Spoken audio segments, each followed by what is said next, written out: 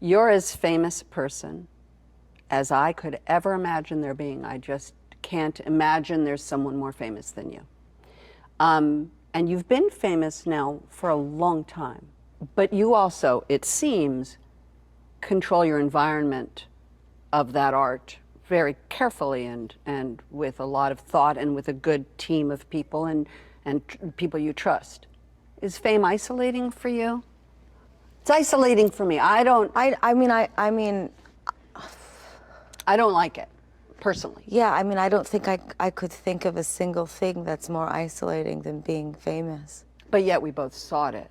We didn't seek the fame, we saw the art. You know, I know it's almost impossible for people even to probably even look at my career and the things I've done and think, oh, she didn't want, you know, of course she wanted to be famous, of course she wanted all that attention, you know, but, you know, it's just, creative expression is what I am. And I would have been doing this whether I became famous or not. I still would be doing what I do.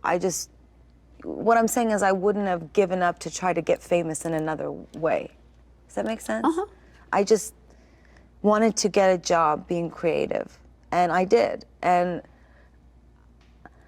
I think the hardest thing for me is that I love people so much. And it is very hard to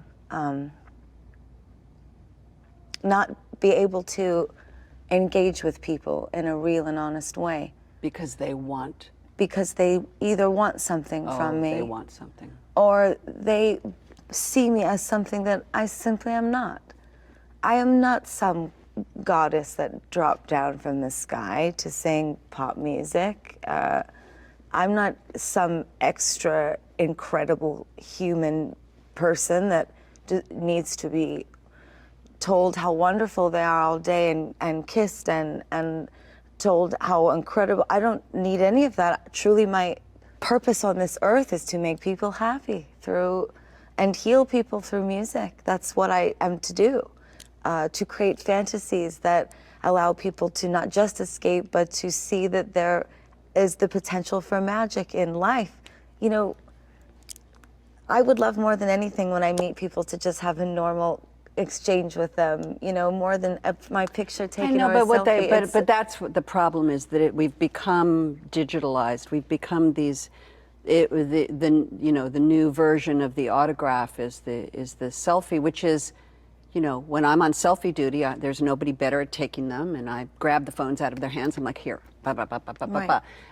But ultimately, it is, and it's been talked about forever. It is a piece of property. There is some idea that is some evidence that they have met you and taken a moment with you, like taken digitally. Yes, and you know, actually, when you decide to take a picture, do you realize the moment has just died? Oh, of course it is.